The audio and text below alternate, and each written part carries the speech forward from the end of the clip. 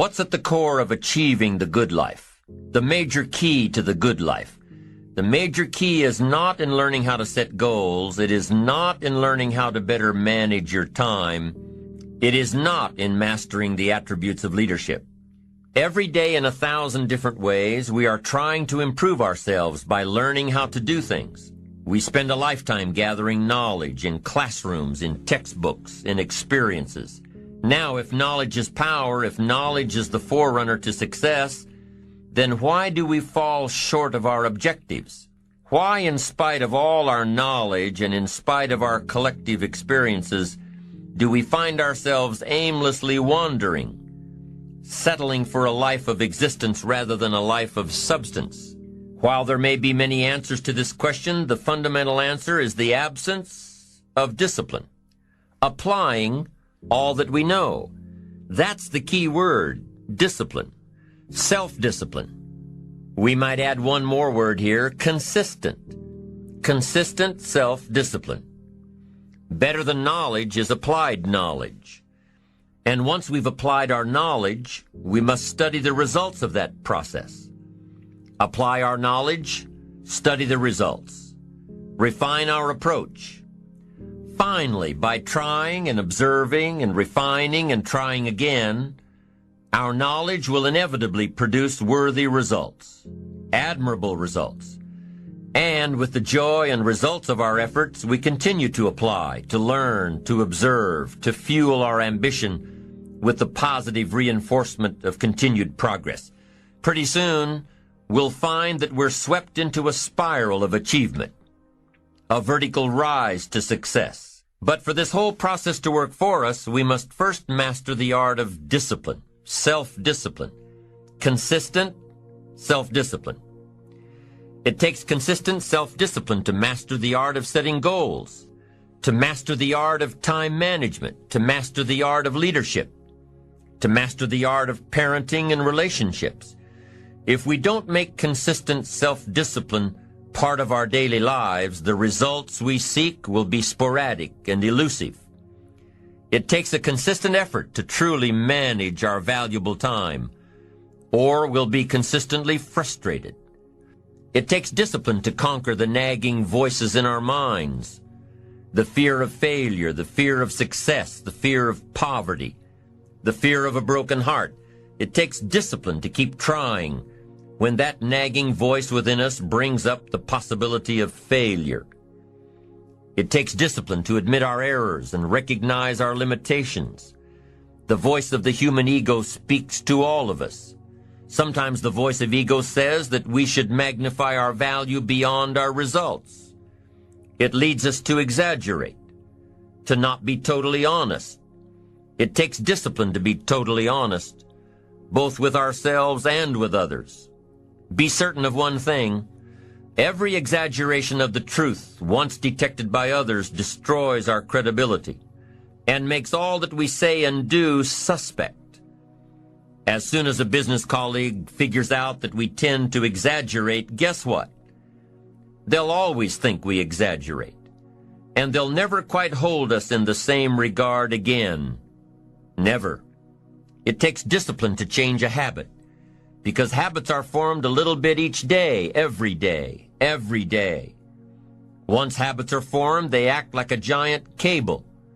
They act like a nearly unbreakable instinct that only long-term disciplined activity can change. We must unweave every strand of the cable of habits slowly and methodically until the cable that once held us in bondage becomes nothing more than scattered strands of wire.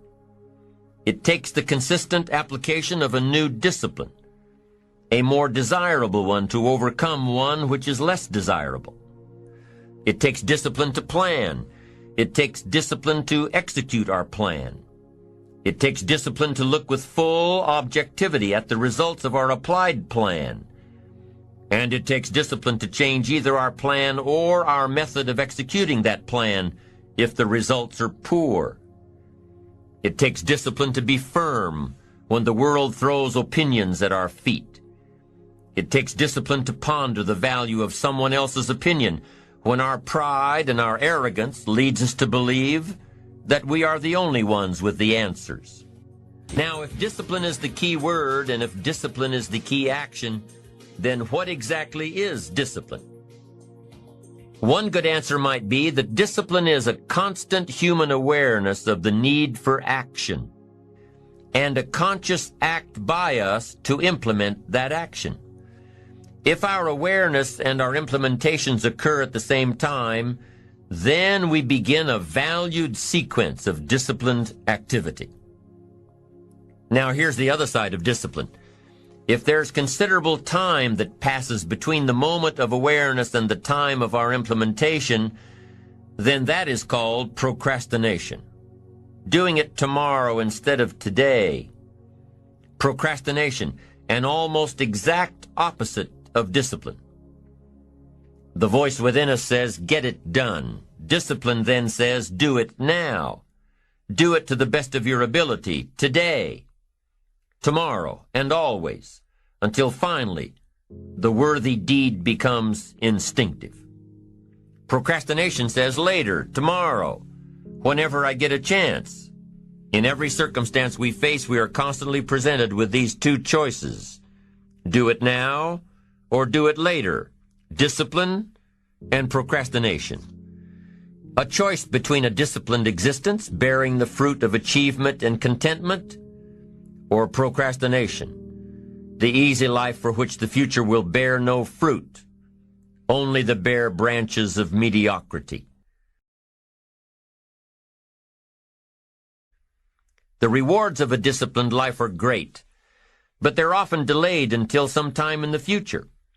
The rewards for the lack of discipline are immediate, but they are minor in comparison to the immeasurable rewards of consistent self-discipline. An immediate reward for lack of discipline is a fun day at the beach. A future reward of discipline is owning the beach. For most, we choose today's pleasure rather than tomorrow's fortune. So how can you get rid of the easy distractions? How can you keep your mind on what you're trying to do? How can you keep an attitude of doing it all and doing it now? How can you make the choice of discipline over procrastination? How can you stay focused on your ambitions? You can keep your focus on your work. You can get it done today instead of tomorrow. You've got to really work on your consistent self-discipline on a daily basis, or you'll find yourself distracted. Distracted by negative thoughts, distracted by negative people, and pretty soon, depending on the type of people you've associated with, distracted by your doubts within yourself. Never underestimate the power of influence and associations, and never underestimate the power of your own consistent self-discipline.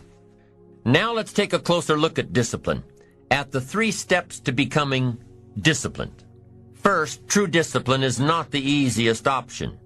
Most people would rather sleep until 10 o'clock than get up at 6. It's easier to go to bed late, sleep late, show up late, leave early. It's easier not to read. It's easier to turn on the television than to open a book. It's easier to do just enough than to do it all. Waiting is always easier than acting.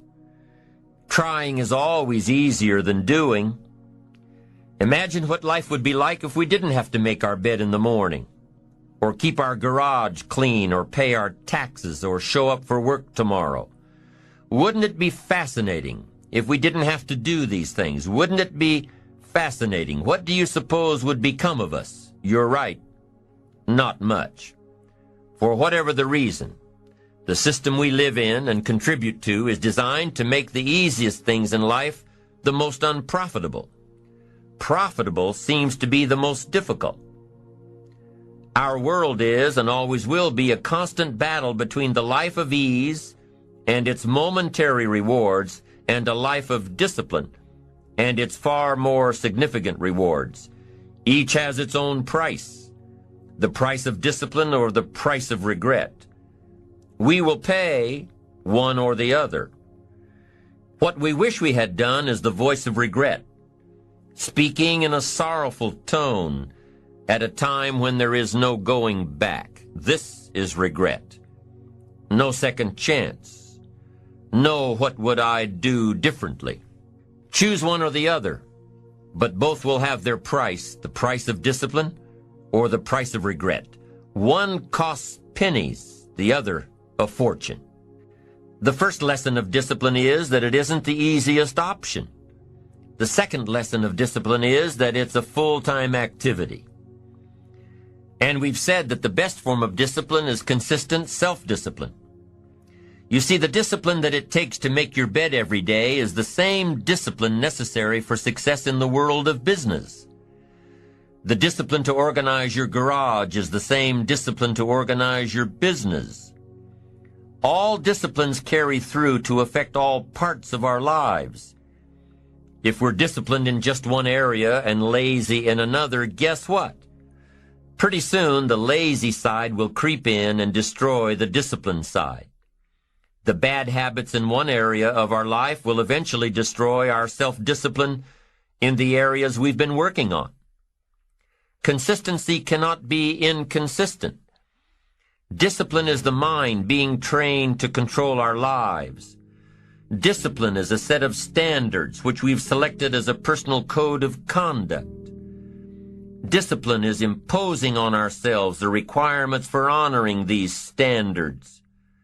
Once we've adopted these standards of behavior and conduct, we're committed to honor them.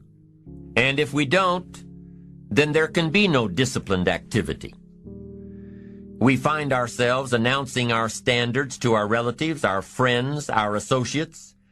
We shout our beliefs and condemn those who believe any differently, but then we don't walk the talk.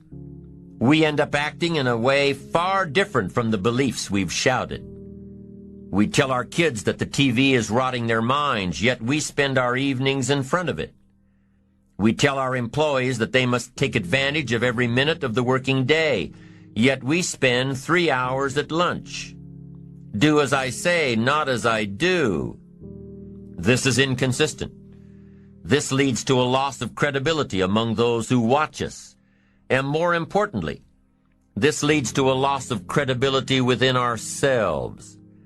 The only thing worse than one who is inconsistent in applying their self-imposed disciplines is one who has never considered the need or the value of discipline at all. These people seem to wander aimlessly, changing procedures, changing standards, changing loyalties, and shifting frequently from one commitment to another, leaving behind a trail of broken friendships, unfinished projects, and unfulfilled promises, all because of a discipline that was either non-existent or imposed so infrequently that it was ineffective. Here's the third step to becoming consistently self-disciplined.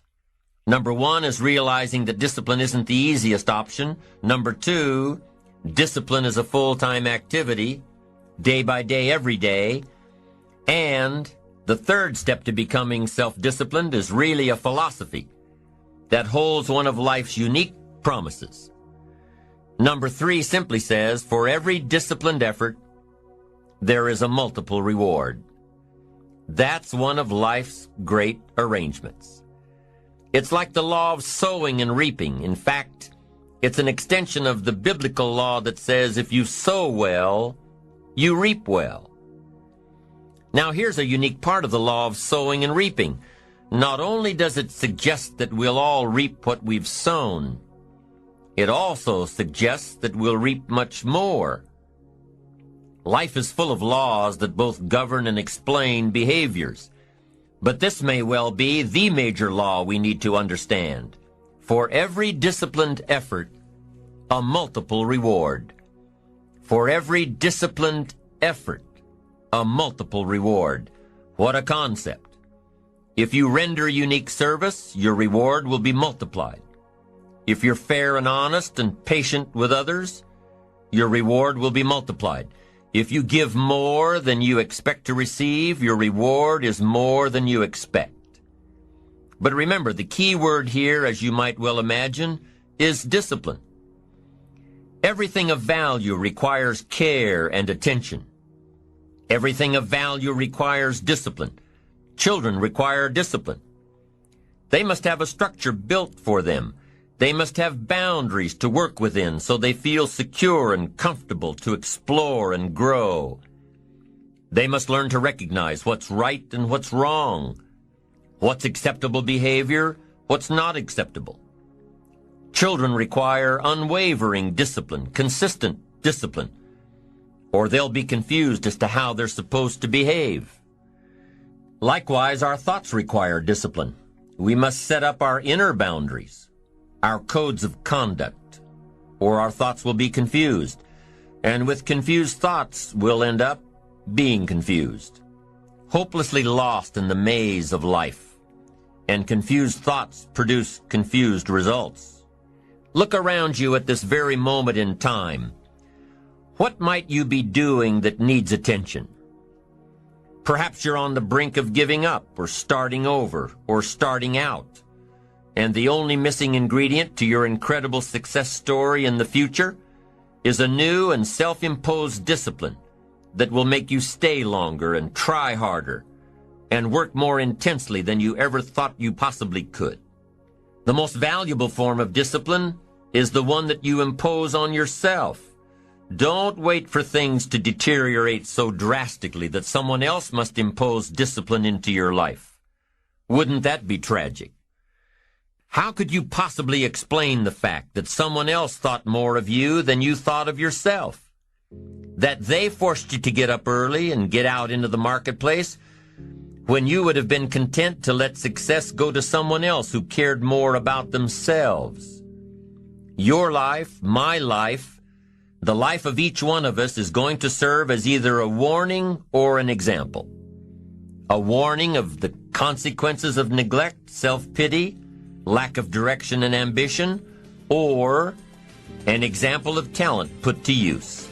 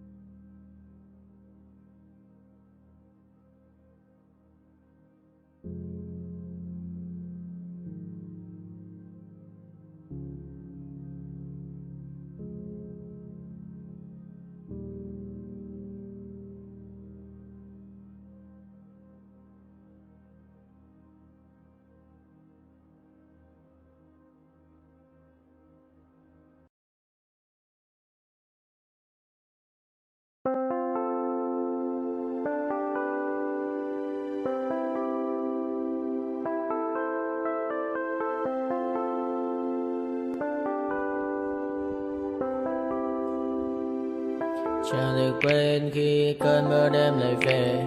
Em đã quên lời thề và ta như đông chìm sâu. Không còn mơ em anh nhận màu. Em chỉ cần mơ đâu bye bye. Chỉ còn là những cơn mưa vô giá. Cho bên mơ em không mơ hay nhẹ. Anh vẫn đang mơ. Chỉ cần bên em không được cần nhớ. Và chỉ có em không còn nhớ. Và người ta bên nhau như là tớ.